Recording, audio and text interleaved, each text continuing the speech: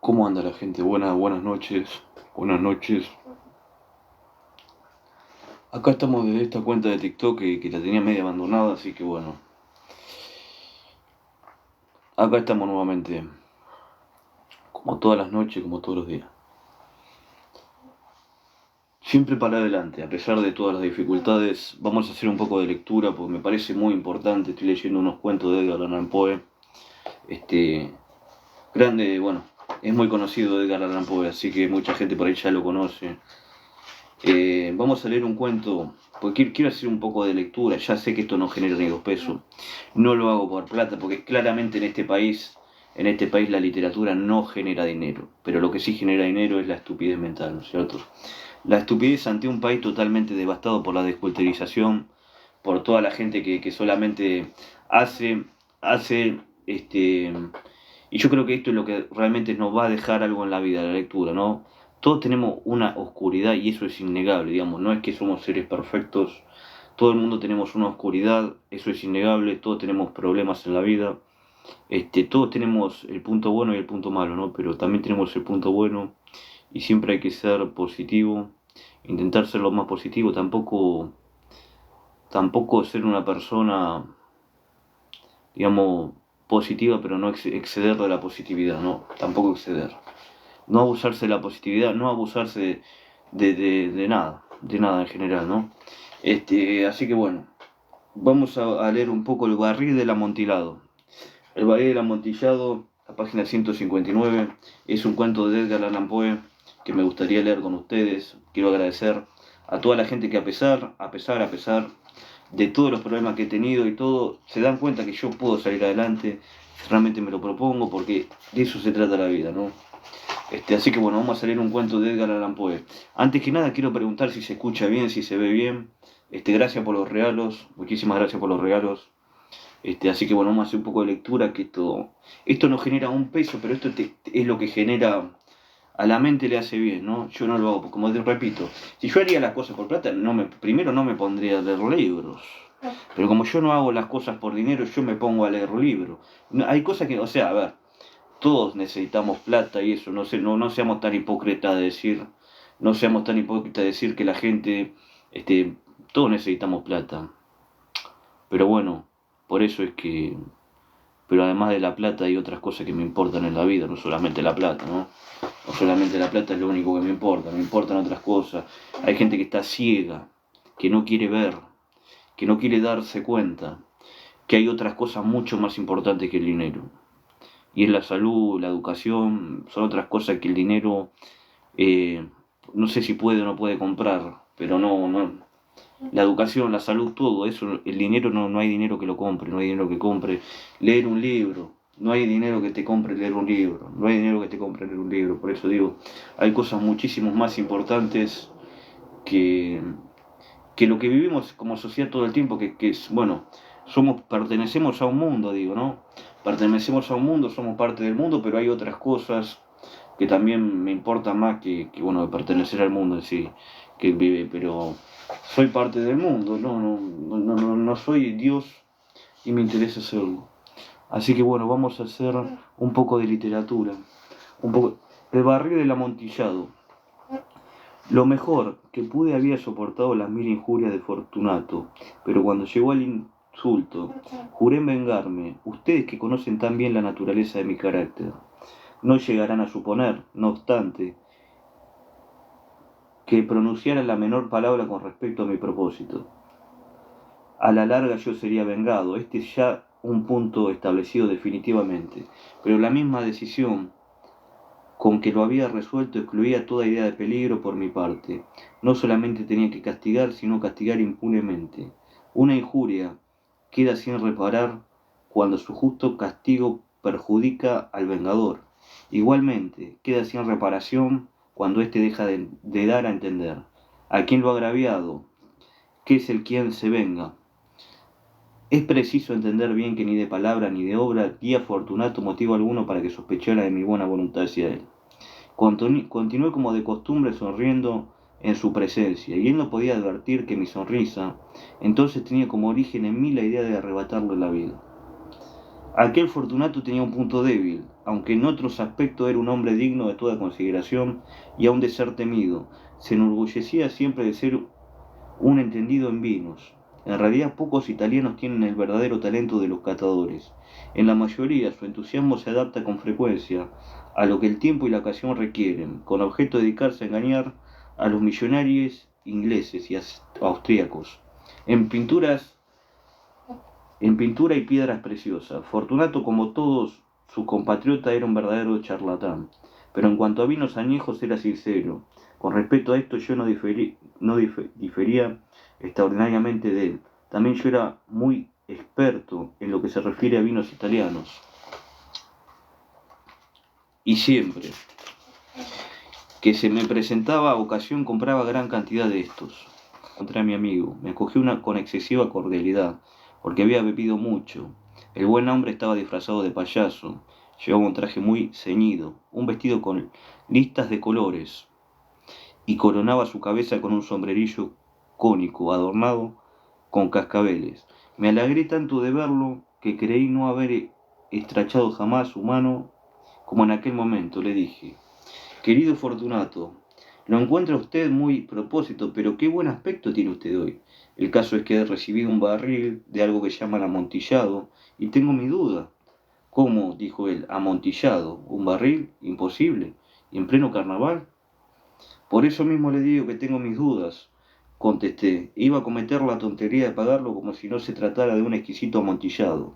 Sin consultarlo, no había modo de encontrarlo a usted y temía perder la ocasión. Amontillado, tengo mis dudas. Amontillado y he de pagarlo. Amontillado. Pero ¿cómo supuse?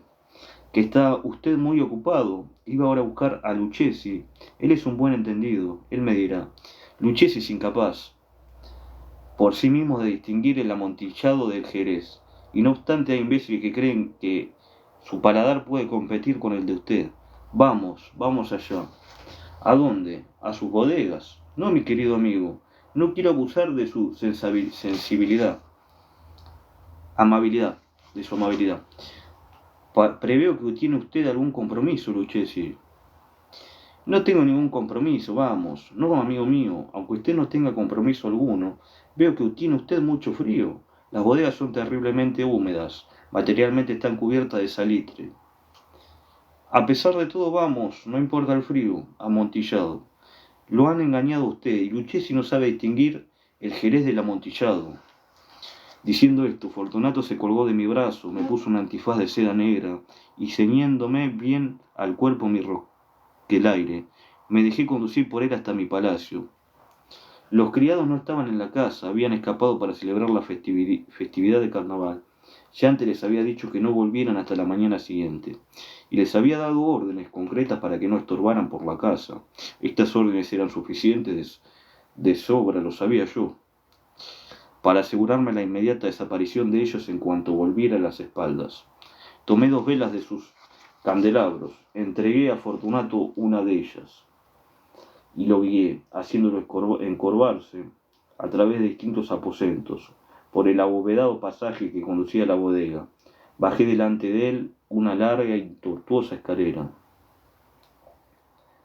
Recomendable que adoptara precauciones al seguirme. Llegamos por fin. Los últimos peldaños y nos encontramos, uno frente a otro, sobre el suelo húmedo de las catacumbas de los Montresors. El andar de mi amigo era vacilante y los cascabeles de su gorro cónico resonaban a cada una de sus zancadas. Y el barril preguntó: «Está más allá», le contesté. «Pero aquí tiene usted esos blancos festones de telaraña que brillan en las paredes de la cueva». Se volvió hacia mí y me miró con sus nubladas pupilas, que destilaban las lágrimas de la embriaguez. «Salitre», me preguntó por fin. «Salitre», le contesté. «¿Hace mucho tiempo que tiene usted esa tos?» Geme. A mi pobre amigo le fue imposible contestar hasta pasados unos minutos. «No es nada», dijo por fin. «Venga», le dije enérgicamente, «volvámonos.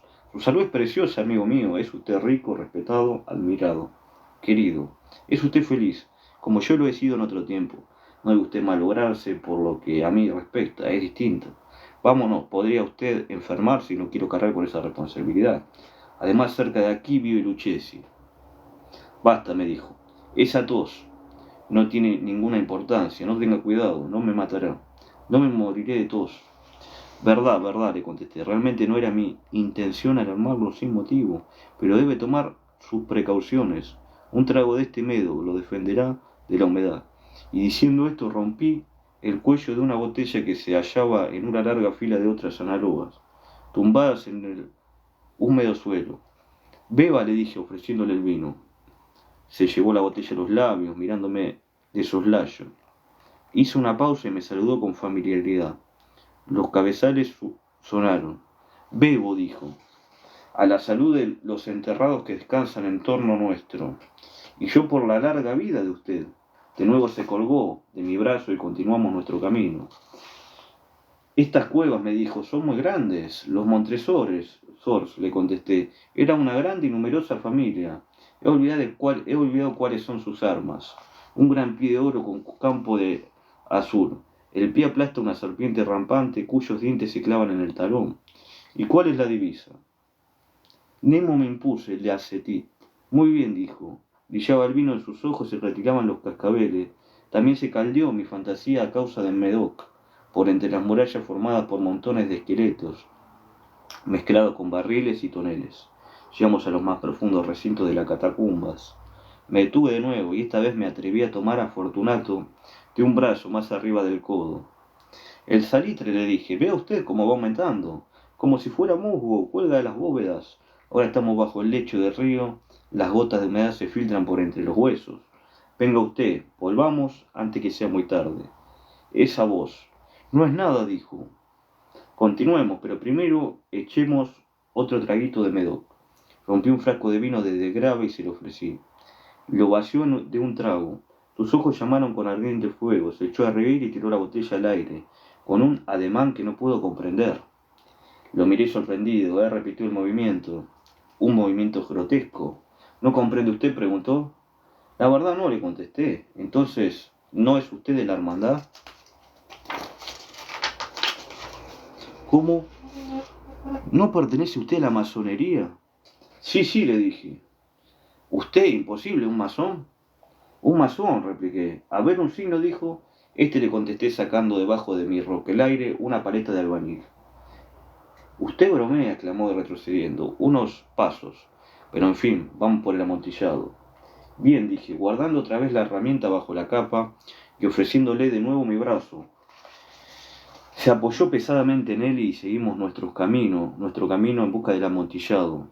Pasamos por debajo de una serie de bajísimas bóvedas, bajamos, avanzamos luego y descendimos después, y llegamos a una profunda cripta, donde la impureza del aire hacía enrojecer más que brillar nuestras velas. En lo más apartado de la cripta se descubría otra menos espaciosa. En sus paredes habían sido alineados restos humanos, de los que se amontonaban en la cueva de encima de nosotros, tal como en las catacumbas de París. 3 lados de aquella cripta interior estaban también adornados del mismo modo. Del cuarto habían sido retirados los huesos y yacían esparcidos por el suelo, formando en un rincón un montón de cierta altura, dentro de la pared, que había quedado así descubierta por el desprendimiento de los huesos. Veíase todavía una cripta o recinto interior de unos 4 pies de profundidad y 3 de anchura, y con una altura de 6 o 7. No parecía haber sido construida para un uso determinado, sino que formaba sencillamente un hueco entre 2 de los enormes pilares que servían de apoyo a la bóveda de las catacumbas, y se apoyaba en una de las paredes de granito macizo que la circundaban. En vano Fortunato, levantando su vela casi consumida, trataba de penetrar la profundidad de aquel recinto. La debilitada luz nos impedía distinguir el fondo. Adelántese, le dije. Ahí está el amontillado. Si aquí estuviera Lucchesi. Es un ignorante, interrumpió mi amigo, avanzando con inseguro paso y seguido inmediatamente por mí. En un momento llegó al fondo del nicho y al hallar interrumpido su paso por la roca, se detuvo atónito y perplejo. Un momento después había yo conseguido encadernarlo de granito. Había en su superficie dos argollas de hierro, separadas horizontalmente una de otra por unos 2 pies. Rodear su cintura con los eslabones para sujetarlo fue cuestión de pocos segundos. Estaba demasiado aturdido para ofrecerme resistencia. Saqué la llave y retrocedí, saliendo fuera del recinto. Pase usted la mano por la pared, le dije, y no podrá menos de sentir el salitre. Está en efecto muy húmeda. Permítame que le ruegue que se vuelva atrás. ¿No viene usted? Entonces no me queda más remedio que abandonarlo, pero debo de antes prestarle algunos cuidados que está en mi mano hacer. El amontillado, exclamó mi amigo. No he vuelto todavía de su asombro. Cierto, repliqué, el amontillado. Y diciendo estas palabras me ataré en aquel montón de huesos a que antes he eludido, apartándolos a un lado.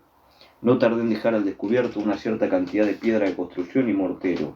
Con estos materiales y la ayuda de mi paleta, empecé activamente a tapar la entrada del nicho. Apenas había colocado el primer trozo de mi obra de albañilería cuando me di cuenta que la embriaguez de Fortunato se había disipado en gran parte. El primer indicio que tuve de ello fue un gemido apagado que salió de la profundidad del nicho. No era yo. El grito de un hombre embriagado se produjo luego de un largo y absoluto silencio. Encima de la primera hilada coloqué la segunda, la tercera y la cuarta. Y oí entonces la furiosa sacudida de la cadena. El ruido se prolongó unos minutos durante los cuales, para deleitarme con él, interrumpí mi tarea y me senté en suplilas sobre los huesos. Cuando se apaciguó, por fin, aquel rechinamiento, agarré de nuevo la paleta y acabé, sin interrupción, la quinta, sexta y séptima hilada. La pared se hallaba entonces a la altura de mi pecho. De nuevo me detuve y levantando la vela por encima de la obra que había ejecutado, dirigí la luz sobre la figura que se hallaba en el interior. Una serie de fuertes y agudos gritos salió de repente de la garganta del hombre, encadenado, como si quisiera rechazarme con violencia hacia atrás. Durante un momento vacilé y me estremecí. Saqué mi espada y empecé a tirar estocadas por el interior del nicho. Pero un momento de reflexión bastó para tranquilizarme. Puse la mano sobre la maciza pared de la cueva y respiré satisfecho. Volví a acostarme a la pared y contesté entonces a los gritos de quien clamaba. Los repetí, los acompañé y los vencí en extensión y en fuerza. Así lo hice. Y el que gritaba acabó por callarse. Ya era medianoche y llegaba a su término mi trabajo. Había dado fin a la octava, novena y décima hiladas. Había terminado casi la totalidad de la ocena y quedaba tan solo una piedra que colocar y revocar. Tenía que pelear con su peso. Solo parcialmente se colocaba en la posición necesaria. Pero entonces salió del nicho una risa ahogada que me puso los pelos de punta. Se emitía con una voz tan triste que con dificultad la identifiqué con la del noble Fortunato. La voz decía, ja, ja, ja, je, je, je. Buena broma, amigo, buena broma. Los que nos reiremos luego en el palacio. Jejeje, a propósito de nuestro vino, jeje. El amontillado, dije, jejeje, sí, el amontillado. Pero no se nos hace tarde, no estarán esperándonos en el palacio Lad y Fortunato y los demás, vámonos. Sí, dije, vámonos, ya, por el amor de Dios, Montresor. Sí, dije, todo por el amor de Dios. En vano me esforcé en obtener respuesta a aquella palabra. Me impacienté y llamé en altavoz. Fortunato. No hubo respuesta y volví a llamar. Fortunato. Tampoco me contestaron. Introduje una vela por el orificio que quedaba y la dejé caer en el interior. Me contestó solo un cascabeleo. Sentí una presión en el corazón, sin duda causada por la humedad de las catacumbas. Me apresuré a terminar mi trabajo. Con muchos esfuerzos coloqué en su sitio la última piedra y la cubrí con argamasa. Volví a levantar la antigua muralla de huesos contra la nueva pared. Durante medio siglo los ha tocado. Impasse requestat. Muy interesante. Bueno, terminó muy interesante, ¿no? Te deja toda una enseñanza, ¿no? Lo del acantilado. Estos libros, sí, por ejemplo, me dejan una cierta enseñanza. La filosofía de la composición, de Edgar Allan Poe, eso otro cuento. Charles Dickens, en una carta que ahora tengo ante mí, refiriéndose a un análisis que hice en torno al mecanismo Barnaby-Ridge, dice, a propósito, ¿es usted consciente de que Godwin escribió su Caleb Williams de atrás para adelante, primero envolvió a su héroe en una maraña de dificultades que forman el segundo volumen, y luego para el primero trató de encontrar algún modo de explicación a lo que había hecho. No puedo creer que este haya sido el método preciso de Godwin, en efecto. Lo que él mismo admite no concuerda en absoluto con la idea de Dickens. Pero el autor de Caleb Williams era un artista demasiado bueno para no percibir la ventaja que se deriva de un proceso al menos similar. Está claro, toda trama merecedora de tal nombre debe ser elaborada hasta de denouement antes que uno se ponga a escribir. Solo con el denouement permanentemente a la vista podemos dar a la trampa su aspecto de consecuencia o de causalidad, no casualidad, causalidad, haciendo lo que los incidentes y sobre el tono general sirvan para el desarrollo de la intención. Pienso que en el modo acostumbrado de construir un relato se comete un error radical. O bien la historia proporciona una tesis, o bien se inspira en un incidente del día, o en el mejor de los casos, el autor se asigna la tarea de combinar acontecimientos sorprendentes que forman simplemente la base de su narración, planeando llenar, por lo general, con una descripción, un diálogo o un comentario personal, cada fisura que página tras página pueda ponerse de manifiesto en los hechos o en la acción. En cuanto a mí, prefiero empezar con la consideración de un efecto, temiendo siempre a la vista la originalidad, puesto que se engaña a sí mismo, quien osa prescindir de una fuente de interés tan obvia y tan fácilmente alcanzable. Me digo en primer lugar, de entre los innumerables efectos de impresiones, de los que son susceptibles el corazón, el intelecto, o más generalmente el alma, ¿cuál elegiré en esta ocasión? Tras haber elegido un efecto que sea antes que nada original y en segundo término, intenso, considero si será mejor lograrlo por los incidentes o por el tono, ya sea incidente ordinario y tono peculiar, o a la inversa, o por la peculiaridad tanto de los incidentes como del tono, para después buscar alrededor de mí, más bien o más bien dentro de mí, las combinaciones de acontecimiento o tonos que mejor me sirvan en la construcción del efecto. A menudo he pensado cuán interesante sería un artículo periodístico en el que un autor quisiera, es decir, pudiera detallar. Bueno, ahora vamos así con la lectura. Muy interesante, muy interesante. Me gustan mucho los cuentos de Edgar Allan Poe, me parece un tremendo escritor de cuentos.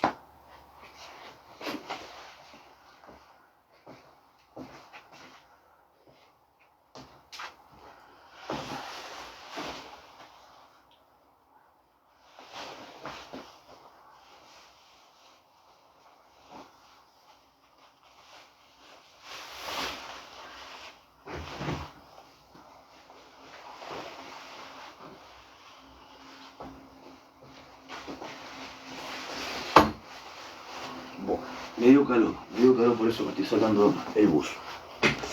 Pero hoy vamos así con... se escucha el Napi. Como siempre hay gente muy ignorante, que está todo el tiempo, nada, o sea, a ver, no sé, como digo, no le voy a dar mucha importancia a ese tipo de comentarios porque yo sé quién soy yo, sé el problema que yo tengo y sé que quiero salir adelante. Yo me quedo con esa idea, no me queda con la idea de la hipocresía, que están todo el tiempo juzgando a las personas con algún tipo de adicción, y eso es lo que le da, o sea, el ego de esta gente es justamente juzgar. Bueno, no lo digo por vos, lo digo por la gente porque hay gente que sí, si fue un chiste, pero nada. Esto va para la gente que de verdad me tiene bronca, me tiene algún tipo de bronca, no para la gente que me hace una bromita y nada más. No pasa nada por eso. Pero esto va para esa gente que sí, que le da bronca que una persona pueda leer, porque hay gente que sí, o sea, hay gente que me hace un chiste y me te estaba jodiendo, no pasa nada, olvídate qué va a pasar. Pero hay gente que sí, hay gente que le da bronca que una persona lea libros. Hay gente que le da bronca y hay gente que no, como siempre, o sea, la gente que me conoce acá de la plataforma sabe muy bien los problemas que yo tengo, las recaídas y todo. Y bueno, yo no quiero dar una imagen de superado, quiero dar una imagen. Yo la imagen que quiero dar es esta, no es otra. Yo soy la misma persona en todas las redes sociales, absolutamente en todas las redes sociales. Yo acá en TikTok, la verdad que bueno, conocí mucha gente buena, mucha gente mala, pero yo no critico a la gente por las cosas que me hizo, ni siquiera. Ni siquiera juzgo a la gente que tuvo malas intenciones conmigo en algún momento. Porque creo bueno, que quién soy yo para juzgar. Pero digo, todos tenemos la oportunidad, todos tenemos oportunidad para salir adelante. La idea es proponérselo en la vida. Así que bueno, vamos a continuar con un poco con el tema de la lectura. Gracias por los corazones. Muchas gracias por los corazones. Estábamos leyendo la filosofía de la composición. En cuanto a mí, prefiero empezar la consideración de un efecto, teniendo siempre a la vista la originalidad, puesto que se engaña a sí mismo quien osa prescindir de una fuente de interés tan obvia y tan fácilmente alcanzable.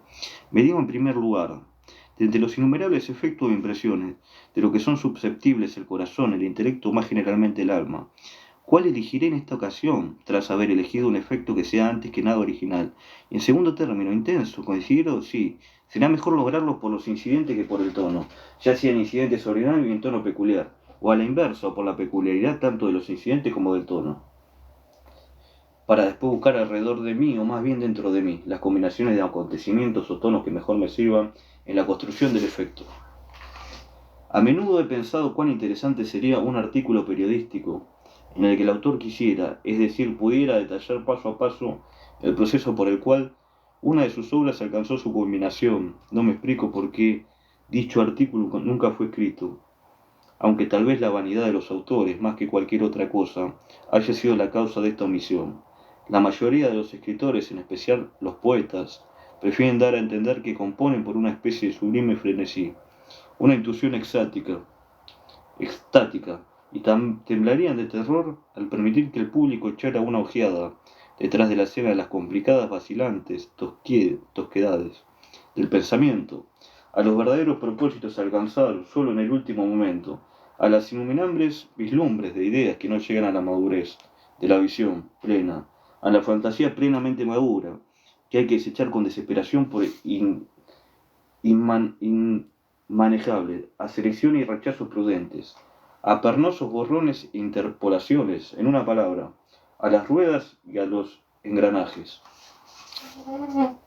a la maquinaria para los cambios de escena, a las escaleras de mano y los diabólicos escotillones, a las plumas de gallo, la pintura roja y los lunares negros, que en el 99% de los casos constituye la peculiaridad de histro literario. Por otro lado, me doy cuenta de que no es de ninguna manera común el caso de un autor que esté en condiciones de volver sobre los pasos gracias a los cuales alcanzó sus conclusiones. En general, las ideas, al haber surgido confusamente, son perseguidas y olvidadas de una manera similar. Por mi parte, no siento ninguna simpatía por la repugnancia a la que me he referido, y tampoco tuve nunca la menor dificultad en recorrer los pasos progresivos de cualquiera de mis composiciones, y puesto que el interés de un análisis o reconstrucción que he considerado como un desideratum, es completamente independiente de un interés real o imaginario en la cosa analizada. No debe ser considerado como una falta de decoro de mi parte el que muestre el modus operandi según el cual realicé uno de mis propios trabajos. Elijo el cuervo, ya que por lo general es más conocido. Mi intención es hacer manifiesto que ningún aspecto de su composición se puede relacionar con el azar o con la intuición, y que la obra se desarrolló paso a paso hasta su fin, con la precisión y la consecución rígida de un problema matemático. Desechemos, ¿cómo extraña el poema per se la circunstancia o digamos la necesidad que en primer lugar motivó la intención de componer un poema que le agradara al mismo tiempo al gusto popular y al de la crítica? Comencemos pues con este propósito. La consideración inicial fue de la extensión. Sí, una obra literaria es demasiado larga para ser leída de una vez. Debemos contestarnos con prescindir del importantísimo efecto que se deriva de la unidad de impresión, ya que si son necesarios dos veces los asuntos del mundo empiezan a interferir y todo es inmediatamente destruido. Pero como ceterius paribus, ningún poeta puede darse el lujo de prescindir de nada que le permita desarrollar su propósito. Al menos queda por ver si hay en la extensión alguna ventaja que compense la falta de unidad que la acompaña.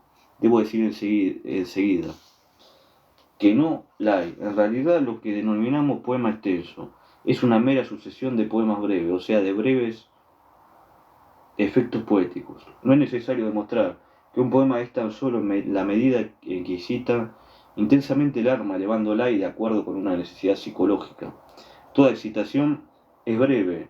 Por esta razón, al menos de la mitad del paraíso perdido es esencialmente prosa.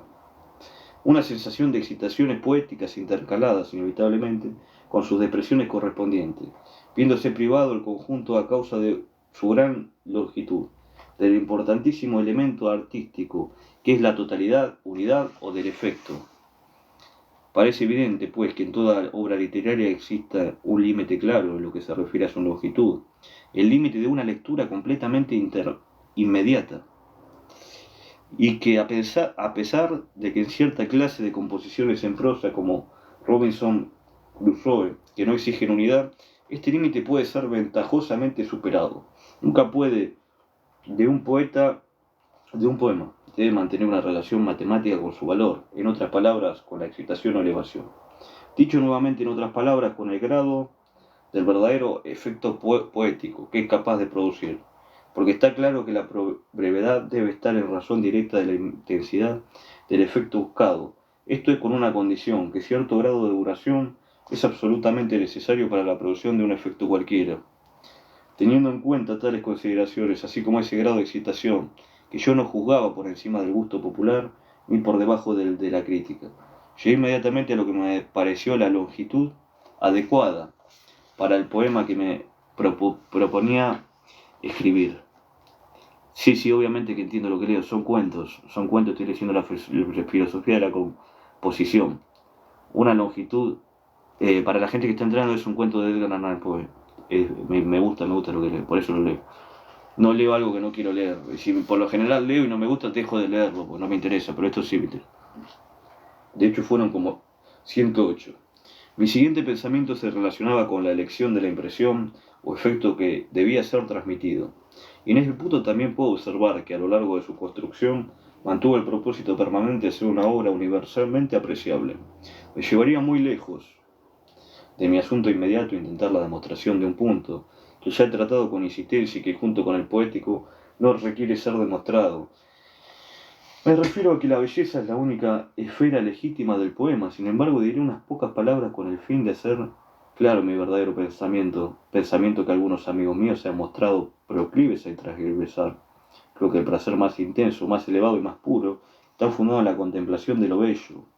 En realidad, cuando los hombres hablan de la belleza se refieren no a una cualidad, como generalmente se supone, sino a un efecto, se refieren en suma a esa elevación pura, inmensa e intensa del alma, no del intelecto del corazón, que antes he comentado y que es experimentada, como consecuencia de la contemplación de lo bello. Ahora bien, señalo a la belleza como la esfera del poema, simplemente porque es una regla evidente del arte, que los efectos deben surgir de causas directas. Estos objetos tienen que ser alcanzados a través de los medios más adecuados para ellos, y nadie se ha mostrado hasta ahora tan vacilante como para negar que esa peculiar elevación a la que me ha referido es más fácilmente alcanzada en el poema. Ahora bien, el objetivo, verdad o la satisfacción del intelecto, y el objetivo, pasión o la excitación del corazón son, aunque realizables hasta cierto punto en la poesía, es más fácil de obtener en la prosa. La verdad, en efecto, exige una precisión y la pasión una intimidad. Los seres verdaderamente apasionados me comprenderán, que son absolutamente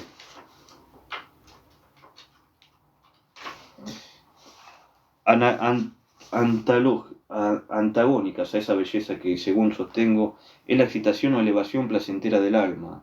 De lo dicho hasta aquí no cabe deducir de ninguna manera que la pasión o aún la verdad pueden ser introducidas, incluso introducidas provechosamente, en un poema, ya que pueden servir para aclarar o ayudar el efecto general, como lo hacen las disonancias en música por contraste, pero el verdadero artista intentará siempre, en primer lugar, armonizarlas, subordinándolas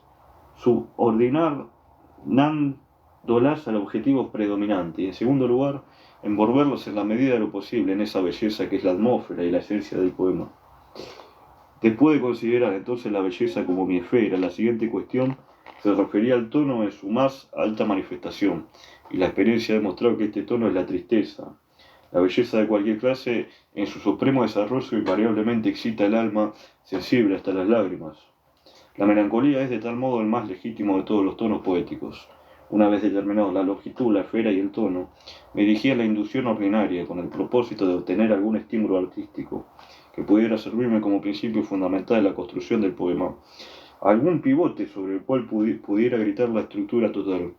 Al pensar cuidadosamente en todos los efectos artísticos corrientes, o más propiamente en el sentido teatral, comprendí de inmediato que ninguno había sido tan universalmente utilizado como el estribillo. La universidad de su empleo bastaba para garantizarme su valor intrínseco y me ahorra la necesidad de someterlo a análisis. Sin embargo, consideré si era susceptible de perfeccionamiento y pronto descubrí que se encontraba en una condición primitiva, en cuanto comúnmente utilizado el estribillo, o verso de vuelta, no solo se limita a la poesía lírica, sino que depende para su impresión de la fuerza de la monotonía, lo mismo para el sonido que para la idea. El placer se deriva únicamente del sentido de la identidad, de la repetición. Resolví diversificar e identificar el efecto, permaneciendo fiel en general a la monotonía del sonido, mientras cambiaba continuamente la idea. Dicho de otra manera, decidí producir continuamente nuevos efectos por la variación de la aplicación del estribillo, en tanto que el estribillo mismo permanecía invariable en casi todo el poema. Una vez establecidos estos puntos, reflexioné sobre la naturaleza de mi estribillo, puesto que su aplicación debía variarse repetidas veces. Estaba claro que tenía que ser breve, ya que las frecuentes variaciones de aplicación en frases largas representarían una dificultad insuperable. La facilidad de variación, por supuesto, estaría en relación directa con la brevedad de la frase. Esto me condujo inmediatamente a la elección de una única palabra como el mejor estribillo. La cuestión que surgió entonces fue la del carácter de la palabra. Al haberme decidido por un estribillo, la división del poema en estrofas fue, desde luego, una consecuencia natural. El estribillo construirá el final de cada estrofa, que tal final, para tener fuerza, debe ser sonoro y susceptible de prolongar el énfasis. Estaba fuera de toda duda, y estas consideraciones me llevan a pensar inevitablemente en la o como la vocal más sonora y en la R como la consonante que se pueda prolongar más. Una vez determinado de este modo el sonido del estribillo, fue necesario elegir una palabra que lo encarnara y que al mismo tiempo mantuviese lo más posible esa melancolía que yo había predeterminado como el tono del poema. En tal búsqueda había sido completamente imposible pensar por lo alto Nevermore, nunca más. En verdad, fue la primera que se me ocurrió. El siguiente desideratum fue un pretexto para el uso continuo de esa única palabra Nevermore. Al observar la dificultad que descubrí enseguida de inventar una razón suficientemente plausible para su repetición continua, me di cuenta de que esta dificultad solo surgía de suponer que dicha expresión debía ser pronunciada continua y monótonamente por un ser humano. Me di cuenta en suma de que la dificultad reside en la reconciliación de esta monotonía con el ejercicio de la razón por parte de la criatura que repite la palabra. En este punto pues surgió inmediatamente la idea de una criatura no razonable, capaz de hablar de un modo muy natural. Pensé en un loro, el cual reemplacé sin dilación por un cuervo, capaz también de hablar infinitamente más próximo el tono opuesto. Había llegado hasta la concepción de un cuervo, el pájaro de Maragüero, que repetía de manera monótona la única palabra, Nevermore, en la conclusión de cada estrofa, en un poema del tono melancólico y de una longitud de cerca de 100 líneas, ahora bien, sin perder nunca de vista el objeto de supremacía o perfección en todos sus aspectos. Me pregunté, de todos los temas melancólicos, ¿cuál, de acuerdo con la comprensión universal de la humanidad, es el más melancólico? La muerte. Y la respuesta fue la respuesta obvia. Y cuando me dije, el más melancólico de los temas es más poético, aquí también por todo lo que llevo expuesto con cierta extensión, la respuesta era evidente. ¿Cuándo está más íntimamente ligado a la belleza? En consecuencia, la muerte de una mujer hermosa es sin discusión el tema más poético del mundo. También está fuera de toda duda que los labios más indicados para expresarlo son los de un amante desolado. Tenía que combinar ahora las dos ideas, la de un amante que llora la muerte de su amada y la de un cuervo que repite continuamente la palabra Nevermore. Tenía que combinarlas, manteniendo mi propósito de variar cada vez la aplicación de la palabra repetida. Pero el único modo inextegible de efectuar tal combinación consistía en imaginar al cuervo utilizando la palabra como respuesta a la pregunta del amante. Y aquí vi enseguida la oportunidad de lograr el efecto que buscaba, es decir, el efecto de la variación de aplicación. Vi que podía ser de la primera pregunta formulada por el amante, y a la que el cuervo respondería. Nunca más, una pregunta trivial. De la segunda, otra menos trivial. De la tercera, otra menos trivial. Y aún así sucesivamente, hasta que al fin el amante, sobrecogido desde su originaria nonchalance, por el carácter melancólico de la palabra misma, por su frecuente repetición y por la consideración de la fama siniestra del ave, que pronuncia, ella ha llevado a la superstición y alocadamente empieza a formular preguntas de un carácter, frecuentemente lo considero, preguntas de un carácter muy diferente, pregunta por cuya respuesta se interesaba apasionadamente. La fórmula es en parte por su prescripción, en parte empujado por esa idea de desesperación que se complace en la autotortura. Las fórmulas no porque crea, la fórmula no, porque crea por el completo el carácter demoníaco profético del pájaro, el cual, según le dice el raciocinio, simplemente repite una lección que ha aprendido de memoria, sino porque experimenta un placer frenético en plantear las preguntas de tal modo de recibir del esperado nunca más, el más delicioso y por eso mismo, el más intolerable de los pesares, comprendiendo la oportunidad que se me brindaba, o más estrictamente, que me obligaba en el proceso la construcción, establecí en primer lugar el clímax o la pregunta, o pregunta final, la pregunta para la que nunca más constituirá por fin una respuesta, la respuesta a la cual dicha expresión debía tener la mayor suma posible de pesar y desesperación. Aquí entonces puede decirse que el poema tuvo su comienzo, en el final, que es por donde deberían empezar todas las obras de arte, ya que fue en ese momento de mis consideraciones previas cuando por primera vez puse la pluma sobre el papel para escribir la siguiente estrofa. Profeta dije, objeto del mal, ya seas pájaro o demonio, por ese cielo que nos envuelve, por ese Dios que los dos adoramos. Dile a esta alma abrumada de dolor, si en el lejano Edén abrazará a la tanta doncella a quien los ángeles llaman Leonora. Si abrazará a la única y radiante doncella a quien los ángeles llaman Leonora. Dijo el cuervo, nunca más. En primer lugar compuse una estrofa para que, una vez establecido el clima, pudiese variar y graduar mejor en cuanto a solemnidad e importancia las preguntas anteriores del amante, y en segundo lugar, para poder establecer definitivamente el ritmo, el mérito, la extensión y la estructura general de la estrofa, así como para poder gradar las estrofas que la precedería, de manera que ninguna de ellas sobrepasará a esta en efecto rítmico. Si la composición subsiguiente hubiera sido capaz de construir estrofas más vigorosas, las habría debilitado, deliberadamente y sin escrúpulos, para no obstaculizar el efecto culminante. Gracias por los corazones. No sé leer, les pido disculpas, no sé leer. Y aquí debo decir también algunas palabras acerca de la versificación. Mi primer objetivo, como siempre, era la originalidad. Hasta qué punto esta ha sido descuidada en la versificación en una de las cosas más inexplicables del mundo, admitiendo que existe solo una posibilidad pequeña de variedad en el simple ritmo. Está claro que las posibles variedades del metro y de la estrofa son absolutamente infinitas. Y sin embargo, durante siglos nadie ha realizado ni ha pensado realizar nada original en un verso. El hecho es que esa originalidad, salvo en espíritus dotados de una fuerza verdaderamente inusual, no corresponde de ninguna manera, como algunos suponen, al impulso o a la intuición. En general, para ser hallada debe ser buscada con empeño, y aunque sea un mérito positivo de la especie más elevada, su logro exige menos invención que denegación. Por supuesto, yo no pretendo ninguna originalidad ni en el ritmo ni en el metro del cuervo. El primero es trozaico, el segundo será compuesto por un octámetro acataléctico que alterna con un heptamento taléctico repetido en el estribillo del quinto verso y termina con un tertámetro catalético. Dicho de una manera menos pedante, el pie utilizado a lo largo de todo el poema, troquio, está construido por una sílaba larga, seguida de una breve. El primer verso de la estrofa consta de 8 pies, el segundo de 7 y medio. En realidad 2/3, el tercero de 8, el cuarto de 7,5, el quinto lo mismo, y el sexto y de 3,5.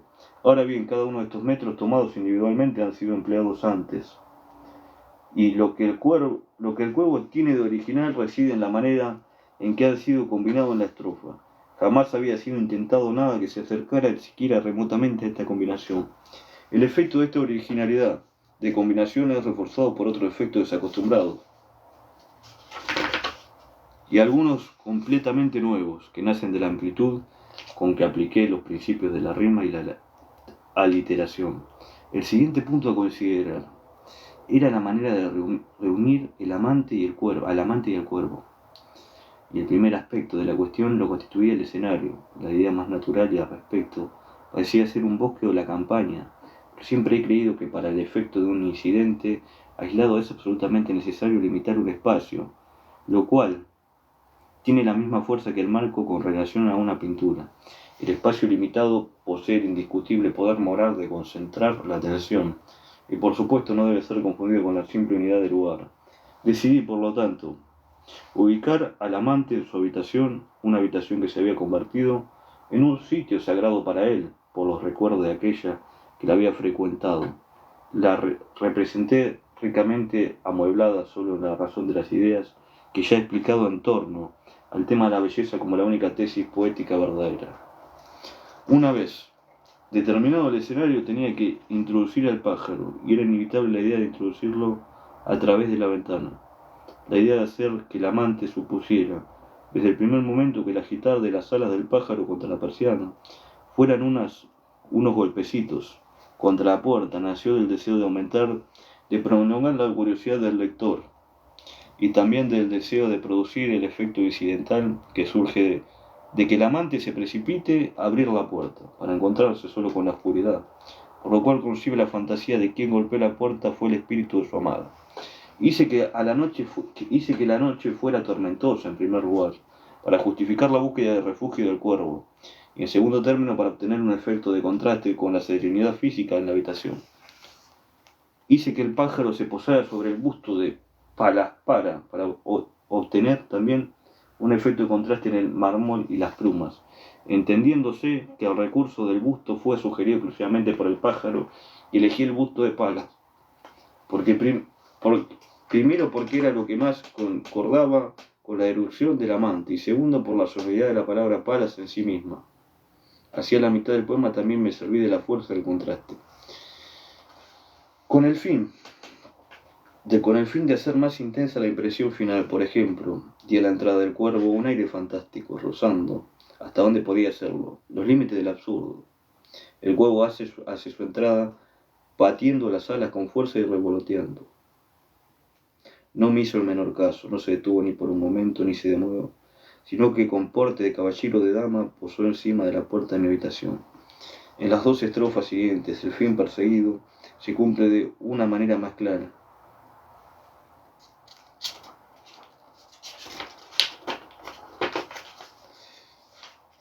Entonces ese pájaro de vano sedujo mi triste imaginación, haciéndola sonreír por el austero y solemne recato que dejaba ver.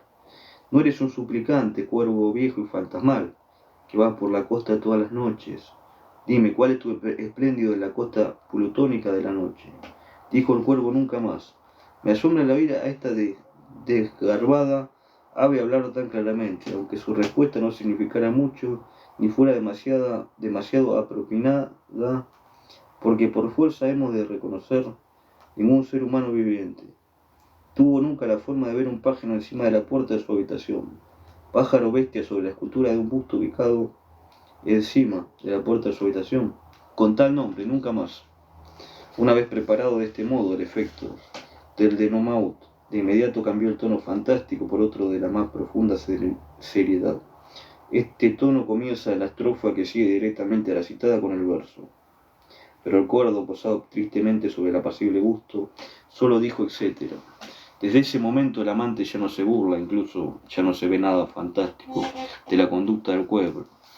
Habla de él como un tétrico, sombrío, desmañado, espectral, sombrío, omnimoso pájaro de antaño, y siente como sus ojos ardientes lo queman hasta el fondo del pecho. Este cambio en el pensamiento y la imaginación del amante tiene por fin producir un cambio similar en el lector, de modo de instalarlo en un marco adecuado para el denominamiento, el cual ha avanzado ahora lo más rápido y directamente posible, con el denominamiento propiamente dicho, con la respuesta nunca más del cuervo a la pregunta final del amante sobre si se encontrara con su amada o en otro mundo. Podría decirse que el poema es su frase evidente, la dulce relato ha hallado su culminación. Hasta ahora todo se mantiene dentro de los límites de lo inexplicable, lo real. Un cuervo que ha aprendido de memoria las únicas palabras, nunca más, y que se ha escapado de la custodia de su dueño, busca refugio a medianoche, en medio de la violencia de una tormenta, en una ventana en la que aún brilla una luz. La ventana del cuarto de un estudiante absorbido a la ventana del cuarto, absorbido a las medias en el estudio de un libro y a medias en la ensoñación de una mujer a la que he amado y que ha muerto. Cuando el joven abre la ventana al oír que es batida por las alas del ave, ella se posa en el sitio más conveniente, lejos del alcance del estudiante, quien, divertido por el incidente y la extravagancia de la conducta del visitante, en broma y sin buscar una respuesta le pregunta su nombre. El cuervo responde con sus palabras acostumbradas, nunca más, palabras que se encuentran eco inmediato en el corazón melancólico del estudiante, el cual, al pronunciar en voz alto ciertos pensamientos sugeridos por la ocasión, se siente otra vez sobrecogido cuando el abre repite la palabra nunca más. El estudiante adivina ahora la naturaleza del caso, pero como expliqué antes, impulsado por el deseo humano,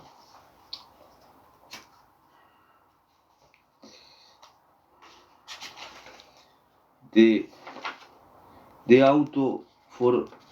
tortura, y en esa parte por superstición, plantea entonces al pájaro una serie de preguntas que le dispararan por medio de la anticipada respuesta nunca más. La máxima lujuria de dolor, con la complacencia hasta el extremo en esa autotortura. El relato es lo que he denominado fase primera o evidente. Tiene una conclusión natural y hasta ahora no se han sobrepasado los límites de lo real. Pero en los temas tratados de esta forma, por más que lo sean hábilmente o mediante un orden vivido de incidentes, existe siempre cierta dureza o desnudez que repele a la consideración artística. Invariablemente se requieren dos cosas. Primero, cierto grado de complejidad, o mejor dicho, de adaptación. Y segundo, cierto grado de poder sugestivo. Cierta corriente oculta de significado que no obstante permanezca indefinido. Es este último, sobre todo, el que infunda a una obra de arte esa riqueza para tomar en préstamo del lenguaje coloquial, un término eficaz que nos inclina a identificarla con el ideal, el exceso en cuanto al significado propuesto, al convertirlo en algo exterior, un lugar de convertirlo en corriente oculta del tema. Es lo que transforma en prosa y que de la especie más vulgar a la así llamada poesía, de los así llamados trascendentalistas.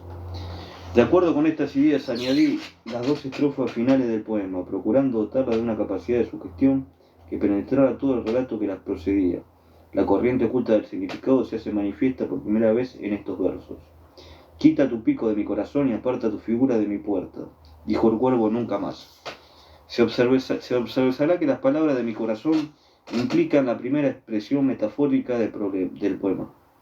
Junto a la respuesta nunca más ponen al espíritu en disposición de buscar un fin moral en todo lo que previamente ha sido revelado. El lector empieza ahora a contemplar el cuervo como un ser emblemático, pero solo en el último verso de la última estrofa es posible ver nítidamente la intención de hacer de él un símbolo de fúnebre y eterno recuerdo. Y el cuervo inmóvil todavía está posado, sobre el pálido busto de Palas encima de la puerta de mi cuarto. Y sus ojos parecen los de un demonio que estuviera soñando, y la luz de la lámpara que lo iluminara arrojaba su sombra sobre el suelo. Y mi alma de esa sombra que flota sobre el suelo no se alzará nunca más. Bueno, muy buenos libros, muy buenos cuentos de Edgar Allan Poe. Deja como una especie de moraleja, ¿no? Cuando el cuervo decía nunca más, nunca más, nunca más. Bueno, cuentos, muy lindos. Espero que le haya gustado y bueno, siempre también se puede hacer, o sea, si uno quiere hacer contenido en consumo, va a hacer contenido en consumo, y si uno quiere hacer contenido así leyendo un libro, lo va a hacer así. Y lo importante es, yo soy tanto que lee un libro, como la persona que por ahí en consumo estoy mal. Yo decido me quedo con esta parte de mi vida, con personaje, como lo quieran llamar, porque algunos piensan que esto es un personaje, que estoy actuando. Yo me quedo con esta parte de mi vida, me quedo con esta parte de mi vida, y para mí es muy importante. Así que bueno, muchísimas gracias y que tengan buen día. Chao.